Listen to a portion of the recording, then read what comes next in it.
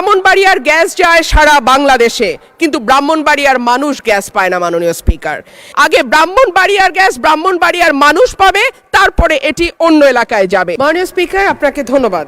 মাননীয় স্পিকার, মেঘনা আর তিতাস পাড়ের দেশ ব্রাহ্মণবাড়িয়া, ওস্তাদ আলাউদ্দিন খাঁ কিংবা শচীন দেব বর্মনের দেশ ব্রাহ্মণবাড়িয়া, কীর্তন আর বাউল গানের দেশ ব্রাহ্মণবাড়িয়া, ছানামুখী মিষ্টির অপূর্ব স্বাদের দেশ আমার বাউনবাড়িয়া, দিগন্ত জোড়া হাওড়ের দেশ বাউনবাড়িয়া, আবার তুচ্ছ বিষয়ে ট্যাটা নিয়ে মাঠে নামার দেশও কিন্তু ব্রাহ্মণবাড়িয়া।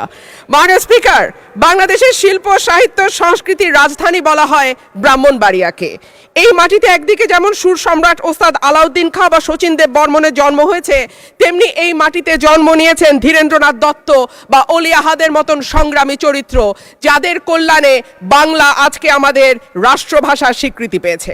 মাননীয় স্পিকার, আমার নির্বাচনী এলাকা ব্রাহ্মণবাড়িয়া 2 এর অন্তর্গত আশুগঞ্জ একটি শিল্পনগরী। এখানে আছে সার কারখানা, বিদ্যুৎ কেন্দ্র, চাল কল, মিল, ফ্যাক্টরি, আছে বন্দর। ব্রাহ্মণবাড়িয়ার গ্যাস যায় সারা বাংলাদেশে, কিন্তু ব্রাহ্মণবাড়িয়ার মানুষ গ্যাস পায় না। মাননীয় স্পিকার, তিতাস গ্যাস ফিল্ড বাংলাদেশের অন্যতম প্রাচীন ও প্রধান প্রাকৃতিক গ্যাস কেন্দ্র। 1962 সালে আবিষ্কৃত এই গ্যাস ক্ষেত্র থেকে বর্তমানে 22টি কূপের মাধ্যমে দৈনিক প্রায় 325 মিলিয়ন ঘনফুট গ্যাস জাতীয় গ্রিডে সরবরাহ করা হচ্ছে। 1991 সালে সরাইল উপজেলার সদর ইউনিয়নে গ্যাসের সংযোগ দেয়া হয়। শুরুর দিকে গ্রাহক ছিল 1000, বর্তমানে কাগজে কলমে 5000, কিন্তু অবৈধ সংযোগ যদি আমরা এর সঙ্গে যুক্ত করি তাহলে প্রায় 8 থেকে 9000। কিন্তু প্রত্যেকজন গ্রাহকই আছেন চরম গ্যাসের সংকটে। সরাইল সদরে 1.5 কিলোমিটার এলাকায় 6 ইঞ্চি এবং 1 কিলোমিটার এলাকায় 4 ইঞ্চি ব্যাসের পাইপ দিয়ে গ্যাস সঞ্চালন লাইন টানা হয়েছে। এরপরে পাড়ায় পাড়ায় 2 ইঞ্চি ব্যাসের পাইপ বসানো হয়েছে। কিন্তু সমস্যা হলো সকাল 7টা থেকে দুপুর 2টা পর্যন্ত গ্যাসের কোনো চাপ থাকে না, চুলা মিটমিট করে জ্বলে।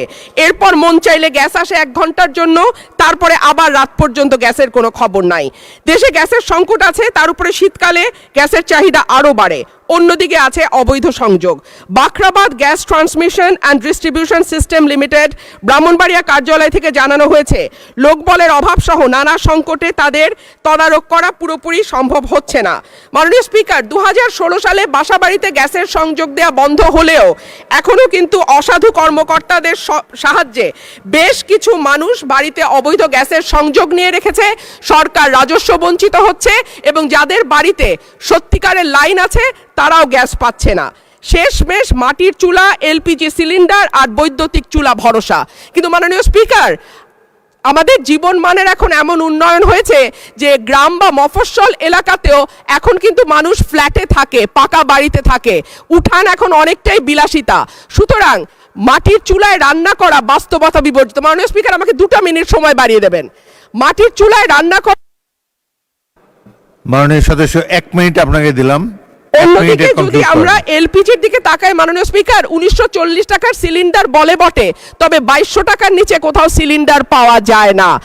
আর আমরা যদি বিদ্যুতের চুলার কথা বলি তাহলে বলতে হয় ঢাকা শহরে 1-2 ঘন্টা লোডশেডিং থাকে, কিন্তু গ্রামে সেটা 14 ঘন্টা পর্যন্ত গড়ায়। সুতরাং গ্যাস ছাড়া আমাদের আসলে এই মুহূর্তে সত্যিকার অর্থে চুলা জ্বালাবার মতন জ্বালানি নেই।